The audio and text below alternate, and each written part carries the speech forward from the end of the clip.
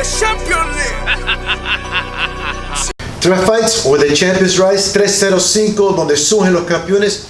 We are here in interview with White Tiger and Dragon Martial Arts, Sensei Carol. Sensei Carol, tell me a little bit about White Tiger and Dragon Martial Arts. Well, we've been training and teaching in Coconut Grove area for nearly 20 years now. We operate on a sliding scale. We never say no to anybody that wants to train. And we teach American Kempo, Karate, Brazilian Jiu-Jitsu, and mixed martial arts. Yes, I was going to ask you.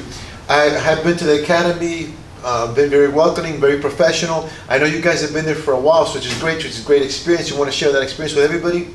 The programs you have over there, you have self-defense, you have American Kempo. What other programs you said? Brazilian Jiu-Jitsu and MMA, which we teach more or less for sport, but we incorporate the BJJ with our Kempo program because we like to be an all-encompassing dojo where we're teaching people how to strike standing up and defend from the ground. Yes, I wanted to talk about that because we want to talk about the martial arts, the sport, and the entertainment, which is the fights and whatnot.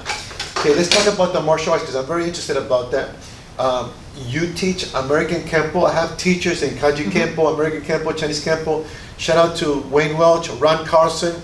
Also, you're under Grandmaster Tatum, correct? That is correct. Yeah, he's like 10th degree, correct? He's a 10th degree black belt. In my opinion, he's one of the best martial artists in the world. He's a great man. He's so fast, and he's just improved taking our Kempo to a different level. Yeah, like I said, I have a background in Kempo, and I know he's like one of the leading masters. I've seen interviews actually with him and Ed Parker. And people don't know Ed Parker's the father of American Kempo. He helped people out like Bruce Lee. He was Elvis Presley's martial artist. What I like about that, because we like to promote the martial arts. All combat sports, all martial arts, all schools. And we want to give light to the martial arts as combat sports are getting light too. And I think it's very important because it teaches the philosophy of the martial arts. And what I like about yourself and your competitors, like the fighters that we had at 305 Fights, is not only do they fight, but they show the philosophy of the martial art. They're very respectful, they have discipline. Talk to us how the martial arts and its philosophy helps everybody. Definitely. We definitely get involved with the combative aspect, the competitive aspect. I'm a competitor, but at the same token, every student in our school, including Jafari Stevens, has a Kempo background, has a traditional martial arts background, and that does teach them the discipline and the focus and that determination that they carry over to the sport aspect. Correct. And you know, I always talk to the coaches that the virtues that the martial arts has, like the discipline, the focus, that's what you need to be a champion anyways, anything you do in life. Right. And it's also very important to remember that there's a self-defense aspect. In other words, what I call tactical considerations, meaning some of the tactics you do in combat sports, even though they're the best, like in MMA, they're the best, they might not be the same for self-defense. And it's very important to understand that. I always say, like, you're bringing a gun to a knife fight. I've seen you do a lot of self-defense demonstration. And Kempo has a lot about self-defense, right? We do. We have a great demo team and competition team. We've done demos at the Heat. We've done demos at the Marlins. We've done demos at Coconut Grove Arts Festival.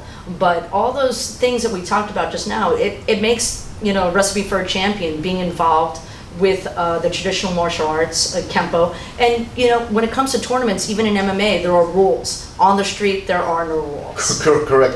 What is the information, so if we wanted to, social media, if we wanted to contact Tiger and Dragon? Check us out on Instagram, White Tiger and Dragon Martial Arts, and it'll take you to all different ways that you can find out things about us. And you're also on Facebook? Correct. And you have a website also? Yes. It's White Tiger? MIA .com. So you can find us, just Google us. We're easy to find, and we're very welcoming at our academy. We're very humble. We teach a variety of things. We try to teach somebody for everyone. Our school is designed around Bruce Lee's philosophy to be a well-rounded martial artist and to be a stand-up citizen of the world. Excellent, and that's why I wanted to thank you to come, because whenever you check it out, we want to promote all the martial arts teachers. I believe if we come together, regardless of sports, style, it's going to benefit everybody with all the different benefits of the martial arts. Let's talk about the sport. You have a lot of competitors. You do very good with the competitors. From tournament to mixed martial arts, congratulations. Thank you. What do you think it takes to be a champion competitor? You have to be willing to do what your competitors are not willing to do. You have to train more. You have to train harder. I believe it takes a village to raise a fighter. So I bring in everybody I know in the community to help raise that fighter. Forrest Stevens happens to be at the right age. He's been with me since he was 8 years old, but we mold him and we try to take him to the highest level he could possibly be, as well as all of our competitors. Yeah, so we come to agreements with a lot of coaches that you have to dedicate the time. Mm-hmm. So you have to be consistent in a schedule that it takes your time. You got to put that discipline and the effort of when you're tired or you're in pain, or if you have to ride a bicycle. Mm-hmm. Yes, and you have to dedicate your energy. You have to make it a priority, especially if you want to get to that level. Correct? You have to live it, breathe it, sleep it. Okay, this is especially when you're coming up the ranks, even in the pros, and you have to keep it. You know, right now we got to train hard enough to even pass the bar that's already been set for us. Correct. Mm-hmm. Correct. Yeah, that's an excellent point. Also, let's talk about the entertainment, because martial arts does have an entertainment. It is entertaining. It is an art. It's an art form. Now, you talk about the art form. We were fortunate to have one of your students perform a sword sequence, kata form, at our show, which was great. It showed the art part. Talk a little bit about the art. Damien Villafane, he's our youngest junior black belt. He just was awarded that by Mr. Tatum and myself a couple of weeks ago. He's been with me since he was 4 years old in an aftercare program. And we teach our academy Kempo, weapons training, kickboxing, MMA, jiu-jitsu. So Damien, he has that focus. You have to be a brown belt to do a sword kata. We have Sage Sweeney, part of our academy, who's one of the best competitors and teachers of the weapons arts. And he knocked out, banged out. He's entertaining. And we knew he would be. And when he was done, people were asking for more. Where's that ninja?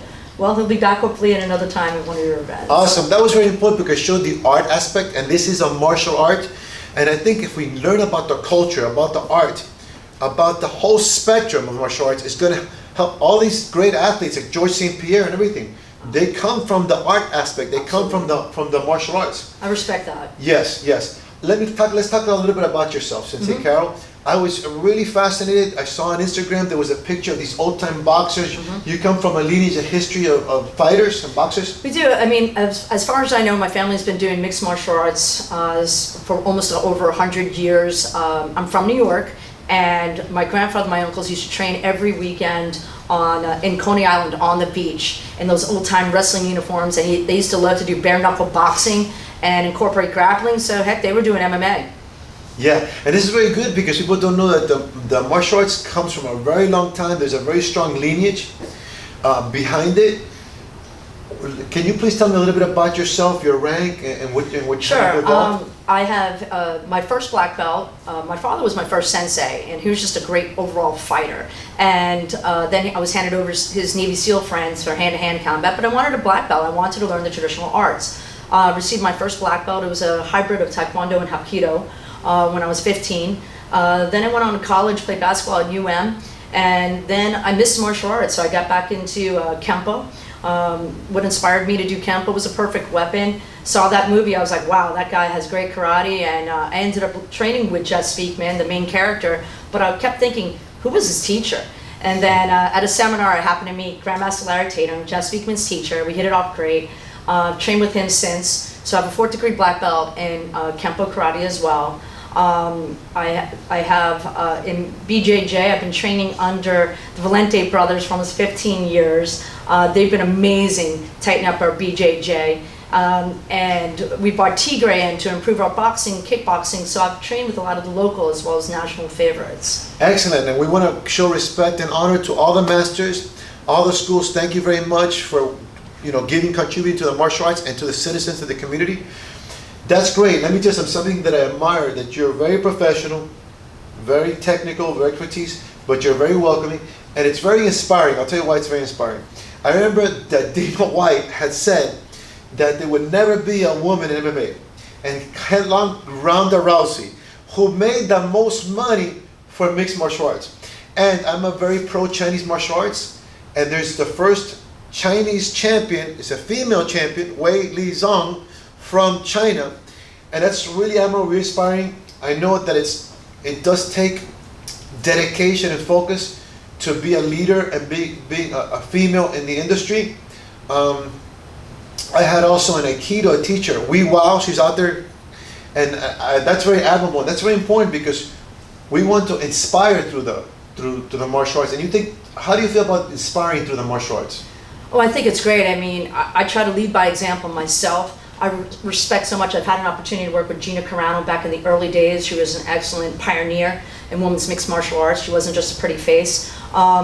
It's amazing. I mean, Amanda Nunes, I mean, I think you just have to work hard, who's one of my present favorite female mixed martial artists. I barely stand at 5'1". Bruce Lee was only what, and I'm not comparing myself to him, but he was only barely 5'4". Yeah. So I think it's important to train hard, lead by example, be humble, be welcoming, be able to work. My Grandmaster Tatum told me, you don't get to pick your students. So, you know, we just train everybody really hard. And at our school, we try to say that at our academy that we can make martial arts dreams come true. Awesome, awesome. And you know, that's very true. If you, the last UFC fight, if you see, it was Andrade against Rose Namajunas. Mm-hmm. Wow, what a fight. It's incredible. That she's going to probably fight Wei Li Zong. That's going to be incredible. We have some other new fights coming up. Let me ask you, how do you feel the UFC, combat sports, MMA, the present condition of the martial arts? How do you feel it's going? Well, MMA is always going to get a hard time, but I admire them so much. Anybody that has the guts to get into the cage, they're modern day gladiators. You know, there's a huge entertainment value, but what they're willing to put on the line, what they're sacrificing, what they have to do to get there, and how many hoops they have to jump through, it's like, wow. And they just keep setting the bar, both the men and female.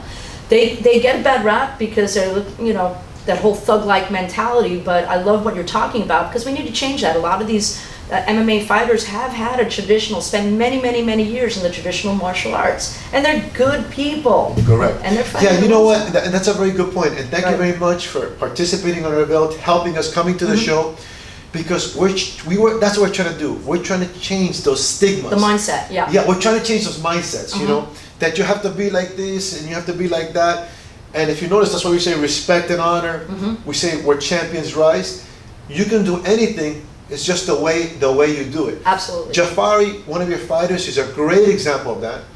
I love him because he's one of the big guys. He's very technical, great technique, but he's humble. He's respectful. Congratulations with that. Thank you. And that's bringing together, like you said, the technique, the spectacle of the gladiator.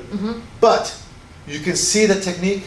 But you can also see the way the person conducts themselves. Absolutely. The young man that practiced the sword, also, you know, you could see his martial arts technique was clean, but you could see his confidence, the way he conducted himself, and that's congratulations in that. That is so important. We're trying to do that with 305 Fights. Let me ask you, when you're training mixed martial arts, let's talk about like Jafari, for example. He's training again. He's gonna hopefully be a 305 Fights champion. Physical conditioning, technical, mental. How do you train a fighter? First of all, you have to beat that conditioning aspect. Once you get a hold of that, conditioning, he has to be able to last a fight, to win a fight. And even though he's very explosive, he's got a great wrestling background as well, to me, a lot of it, if we really focus a lot first on the conditioning aspect, a lot of drilling, and then there's the sparring. There's really 90% technique, and then 10% sparring. We don't want to hurt. It's hard to find for super heavyweight sparring partners, period. Yeah. A guy was just holding pants from him in the dojo the other day, big guy, broke 2 fingers, you know? Well, I know that from Santa because I went over your school and I don't know if it was holding back, I was holding something and he kicked it once and I said, wow, this was not a good idea. But you know, I agree with you one thing. I think conditioning is the key. Matt Hughes, I remember my brother trained with Matt Hughes. Shout out to Steven Tarago, Twin Dragons. And Matt Hughes has it in school. I don't want heart, I want lungs. Right. His conditioning is really important, especially for the bigger guys. And I am from the rule of thought is that you shouldn't spar hard and you shouldn't really spar often, because what I've noticed is most fighters come in injured.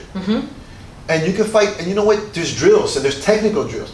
The Kikuyu, I forgot his name. He fought, and he's fought championship fights without even sparring, just a lot of drilling. And technical drilling. Let me ask you, as far as the techniques, and we talk about technical, is there any specific things that to work techniques, work combining techniques? Yeah, we try to individualize the boxing, the kickboxing. So we break everything, the wrestling, the jiu-jitsu. and then we try to put it all together. We even add some Kempo in there, what's legal for sport anyway. So we individually train the fighter, and then we try to put it all together to the point that it's seamless. Yeah. Well, to reach that seamless, that's really important. And Jafari and the competitive scene have very good to do that. And you know what I think? I think, believe it or not, the martial arts, like Kempo, I think it helps them. Because, like, for example, Kempo is very fluid and transitioning. And in mixed martial arts, you have to transition from one level to the other. So I call those transitioning drills. Yes. Yeah, you have to have those transitional drills. Absolutely. Now let me ask you, because I've seen also your competitors are very focused. If they get nervous, I can't see it. Maybe they are nervous. Everybody gets nervous. But what do you do for mental preparation? Well, a lot of them, been part of their village since they were little kids. So they do it so much. If you do something enough, that nervousness comes out, or we try to use it. Someone like Jafari, his heart rate probably raises when he goes into the cage. It's just in his nature. It has to become second nature, repetition, repetition, repetition. The more you repeat, the less the nerves, will be. Yeah, that's actually, I had a teacher who said the mother of learning is repetition. Mm-hmm. Yeah, and you know what? You just brought something in mind. If they repeat it long enough, they kind of condition themselves to the situation, because the competition in the fight is just like the practice. Just more people, maybe judges, or what. I hear what you're saying. At our dojo, we say if the homework is hard, the test is easy. And the greatest test is always in real life. You hope you don't have to use it. But when you're training for these type of competitions, if you train hard enough, when you walk in that cage, it actually should be easier than your training. Yes, I believe so. What is it? Mayweather says, hard work, easy money. That's what Mayweather says. Yeah. In concluding and before we end, I want to talk a little bit. Is there anything about you that most people don't know? Like they see as a sensei, but they don't know. Like you have any hobbies or anything else? Like, are you a master musician or something? We have our dojo dog. He's been around our dojo for 14 years. I love to hang out with her. I love family and friends. I live in Coconut Grove, and it's part of the village. I could be seen anywhere in Grove hanging out. You'll see me at the sailing club a lot. I love boating, and I just love life. My philosophy is work hard, play hard. That's important, because one of the things that we try to show through our fights, through the podcast, through the interviews, and again, thank you so much for coming. These are human beings. Right. The instructors are human beings. The fighters are human beings. And human beings feel, they think, they live lives. They conduct their lives, because everybody sees the finished product, and they say, "Oh, it's so nice." It's like in the movies. No, even these are real people that, in all walks of life, are trying to just become better person, just to raise themselves. Let me ask you about your students, family members. Anybody you want to give a shout out? Anybody in particular that's been doing a great job? Oh yeah, I mean, my father passed 6 years back, but Robert White, he's our inspiration. He's the heart of the dojo.